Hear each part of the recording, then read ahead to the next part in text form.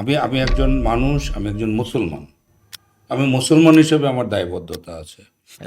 আপনার ফিল্ম ইন্ডাস্ট্রির সাথে কোন থেকে? আমি আসলে একটু মাল্টি লেভেলের কাজে পছন্দ। মানে এক জায়গায় আমি কোনো একটাই অভ্যস্ত। একটা একটা বিষয় নিয়ে আমি মানে অভ্যস্ত। আমার মনে হয় আপনি অলরেডি মাল্টি ট্যালেন্টেড। কোনো কিছু রিফ্লেক্ট করে, প্রতিফলিত হয় কিছু, তাহলে আমার সেটা করতে বাধা কোথায়? আমার আসলে মিডিয়া যে ব্যাপারটা, মিডিয়া নিয়ে মানুষের যে একটা ধারণা, হুম। আরে এসওএস এসওএস শিশুপল্লী যেটা ওদের সাথে কাজ করেছি। তো আপনি সর্বপ্রথম আমি যেহেতু আপনার সাথে নিউ, মানে আপনাকে জানছি, যতটুকু জানতে পেরেছি, তো আপনার এই মিডিয়া ইন্ডাস্ট্রি, আপনার ফিল্ম ইন্ডাস্ট্রির সাথে কানেকশন কখন থেকে? আসলে ফিল্ম না, আমার ছোটকাল থেকে আমি কালচারাল অ্যাক্টিভিটিস আমার মানে পছন্দের একটা এন্টারটেনমেন্ট। ব্যাপার ছিল। আচ্ছা। কালচারাল অ্যাক্টিভিটিসের একটা পছন্দের ব্যাপার ছিল। আমি স্কুল, কলেজ কিংবা আরও প্রাইমারি লেভেল থেকেই একটু কী বলে নাটক টাটক, গ্রামের যে ব্যাপারগুলো ছিল, আমার বাড়ি গাজীপুর। তো ওগুলোর সাথে আমি মানে ইনভলভ ছিলাম। তো সব মিলে তারপরে টুকিটাকি করে স্কুল কলেজের যে প্রোগ্রামগুলো হয় এগুলো অ্যারেঞ্জ করতাম হুম, হুম। নানানভাবে। এভাবেই। এইভাবে হয়ে গিয়ে তো আমি এই আস্তে আস্তে করে এবার ঢাকায় মুভমেন্ট করার পর আমার বস যে স্বপন চৌধুরী, আমার একদম খুব কাছের মানুষ আমি মনে করি, এবং সে একদম পারিবারিক মানুষ আমাকে তারা মনে করে কিংবা আমিও মনে করি। তো ওনার সাথে আমার পরিচয় হওয়ার পর বিটিভিতে পরিচয় হয়েছিল ওনার সাথে অনেক আগে, সেটাও প্রায় মানে আমার মনে হয় যে সেই 28 বছর আগেই পরিচয় হয়েছিল বিটিভির একটা অনুষ্ঠানে, ঈদের একটা অনুষ্ঠান থেকে। উনি গান গাইতো, উনি ব্যান্ড সিঙ্গার মূলত, স্বপন চৌধুরী, ড্রিমল্যান্ড ব্যান্ড এটার ছিল উনি। তো ভোকাল ছিল, ভালো গান গাইতো। তো ওইখান থেকে ওনার সাথে পরিচয়, তো পরিচয় হওয়ার পর কাজ করা। তো তারপর নানানভাবে ওনার কাছ থেকে অনেক কিছু শিখেছি, দেখেছি। হ্যাঁ, তো সব মিলে এইভাবেই এই প্রোগ্রামটার সাথে আমার, মানে এই ইভেন্টের সাথে কিংবা এই কালচারাল অ্যাক্টিভিটিসের সাথে আমার সম্পৃক্ততা। তো তারপর আস্তে আস্তে এই ভালো লাগা, তারপর বিভিন্ন সেক্টর। আমি আসলে একটু মাল্টি লেভেলের কাজে পছন্দ। মানে এক জায়গায় আমি কোনো একটাই অভ্যস্ত। একটা একটা বিষয় নিয়ে আমি মানে অভ্যস্ত। আমার মনে হয় আপনি অলরেডি মাল্টি ট্যালেন্টেড। শুধু চাইলেই অনেকটা তো হয় না, অনেকটা চাইলেই তো হয় আমি না, জানি না, আমি হতে জানি না, হবে, এটা তো আমি হবে না। জানি না, আমি হাবিজাবি, আমি আমি আমি আমি যদি বলি আপনাকে, আমি এই যে যতগুলো মানুষের সাথে সুপার সাকসেস অ্যাওয়ার্ডের সাথে জড়িত মানুষের সাথে আমি একটু তো আমার আন্ডারস্ট্যান্ডিং বা কানেকশন হয়েছে। তো আমি এই প্রথম যাকে আমি দেখছি তো এন্টারটেনমেন্ট ইন্ডাস্ট্রিতে, কিন্তু তিনি সোসাইটি নিয়ে কথা বলছেন। তিনি কথা বলছেন বাংলাদেশের যে মানুষগুলো অনেক দরিদ্র বা অনেক সমস্যার ভিতরে আছে, তাদের প্রবলেম নিয়ে। তো মূলত এতে দেখা যায় যে মানসিকতা সে কী নিয়ে ভাবে। সে হতে পারে ওই হাই সোসাইটির মানুষের সাথে, হতে পারে সে এন্টারটেনমেন্ট ইন্ডাস্ট্রিজের সাথে, কিন্তু তার চিন্তাধারা এখনও স্টেট লেভেলে যে মানুষগুলো কষ্টে আছে, এই দেশে কী সমস্যা, এসব নিয়ে কথা বলতে ভালোবাসে। আসলে হয় কি, আপনার প্রথমত তো আমি একটা মানুষ, ঠিক ইয়েস। না? মানুষ মানুষ হিসাবে আমার কিছু দায়বদ্ধতা আছে। হুম, হুম। আমি এবার সেই কি বলে মিডিয়া পার্সোনালিটি, মিডিয়া পার্সন, কিংবা আমি পলিটিক্যাল পার্সন, কিংবা আমি সোশ্যাল পার্সন, কিংবা আমি যে কোনো অ্যাক্টিভিস্ট, আমি যে কোনো মানে কোনো সেক্টর বেস অ্যাক্টিভিস্ট আমি। তো দেখা গেছে যে আমি যাই কিছু হই না হই, মানে আমি মূলত একজন মানুষ। হুম, মানুষ হিসাবে সমাজের প্রতি আমার দায়বদ্ধতা, মানুষ হিসাবে রাষ্ট্রের প্রতি আমার একটা দায়বদ্ধতা, দেশের প্রতি একটা দায়বদ্ধতা। হুম, সেটা মানবতা, সেটা আদর্শ, সেটা নৈতিকতা।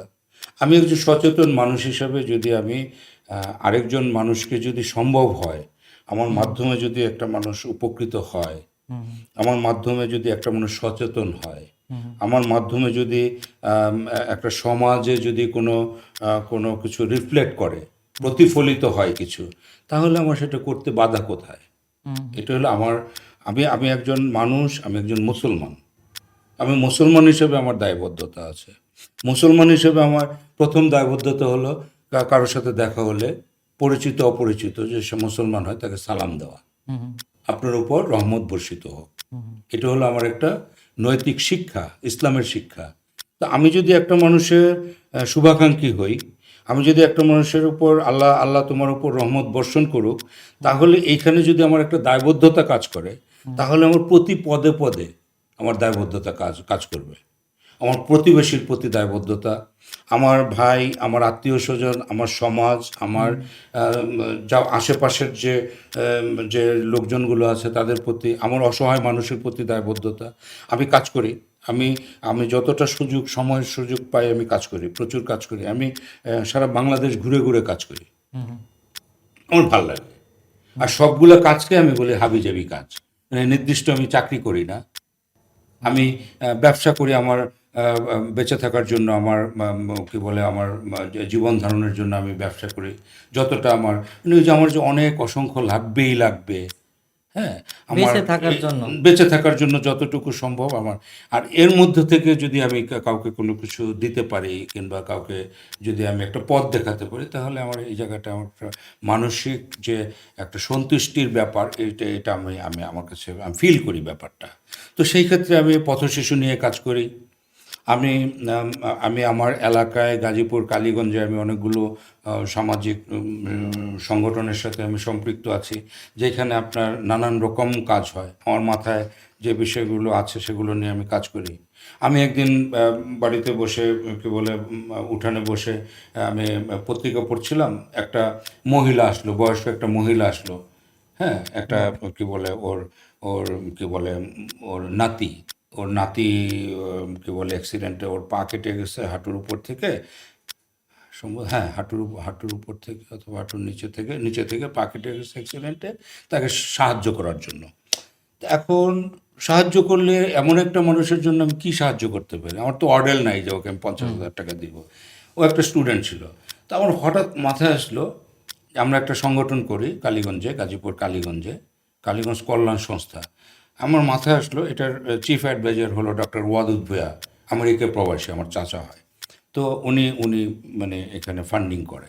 তো আমার মাথায় আসলো যে এই ছেলেটা যেহেতু একটা স্টুডেন্ট, তাকে কীভাবে হেল্প করা যায়। মাথায় আসলো যে ওকে আর্টিফিশিয়াল পা লাগিয়ে দিব।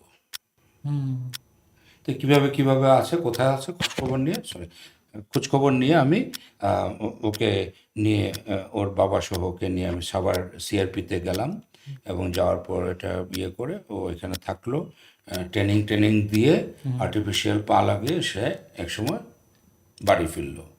তো ওকে যখন আমি দেখলাম পা নাই, একটা ছেলে যখন দেখলাম আমার সামনে প্যান্ট পরে জুতা মোজা পরে আগের মতো হেঁটে আমাকে আসলো, তখন আমার খুব ভালো লাগলো যে ওটাই হয়তো স্যাটিসফ্যাকশন। স্যাটিসফ্যাকশন। যে এখন সবচেয়ে মজার ব্যাপার হলো, তার দেখা দেখি আমরা কালীগঞ্জে এখন 13 জন পা কাটা রুগীকে আমরা আর্টিফিশিয়াল পা লাগিয়ে দিয়েছি।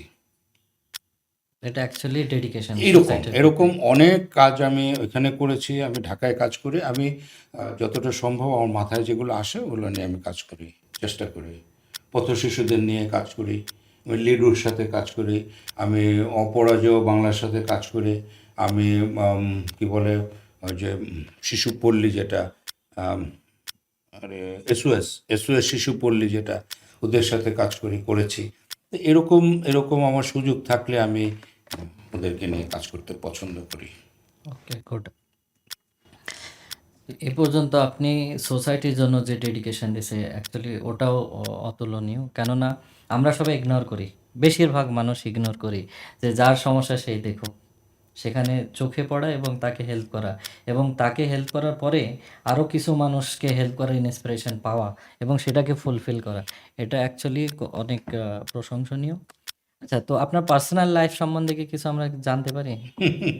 এ তো হয়ে গেল প্রফেশনাল। পার্সোনাল লাইফ আমি আসলে এটা পার্সোনাল লাইফটা খুব সংক্ষিপ্ত, ছোট আকারে। ছোট আকারে আমি বলছি পার্সোনাল লাইফ, মানে পার্সোনাল লাইফের কোনো কি বলে পার্সোনাল লাইফের কোনো রিদম নেই, ছন্দহীন। যেটা আমি বলেছি যে অল্পতেই আমি খুব খুশি, ব্ল্যাক অ্যান্ড হোয়াইট, আমি অল্পতেই খুশি, আমি বেঁচে আছি। অনেকে আমার সাথের লোকজন চলে গেছে, অনেকে, হ্যাঁ, অনেকে, হাজার হাজার মানুষ। আমি এত বেশি মানুষের সাথে চলেছি সারা বাংলাদেশে, কিংবা দেশের বাইরেও যারা আছে, এত মানুষের সাথে আমি চলেছি। আমার মনে হয় যে হাজারের উপরে পরিচিত মানুষ ন্যাচারালি চলে গেছে, বাট আমি বেঁচে আছি। আমি এখানটাতে খুশি। আমার অনেক কিছুই ন্যাচারালি আমি পাইনি। আমি যেটা আমি আমার মানে আমি আমার তকদিরকে আমি বিশ্বাস করি। যেটা আমার তকদিরে আছে, যেটা পাওয়ার, সেটা আমি পেয়ে গেছি, পাচ্ছি। যেটা না পাওয়ার, সেটা আমি পাচ্ছি না। এটাই আমি ধরে নিয়েছি। এটাই আমার, ওই যে যেটা বললেন, ব্ল্যাক অ্যান্ড হোয়াইট ভাল লাগে। তো কালারফুল করার কালারফুল চিন্তা নেই। কালারফুল তো আমরা তো সবাই তো রঙিন।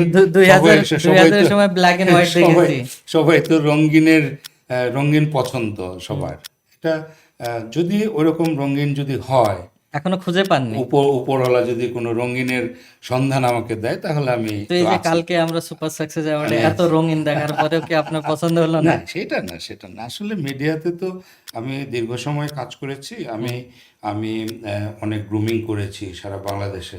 আমার আসলে মিডিয়া যে ব্যাপারটা, মিডিয়া নিয়ে মানুষের যে একটা ধারণা, হুম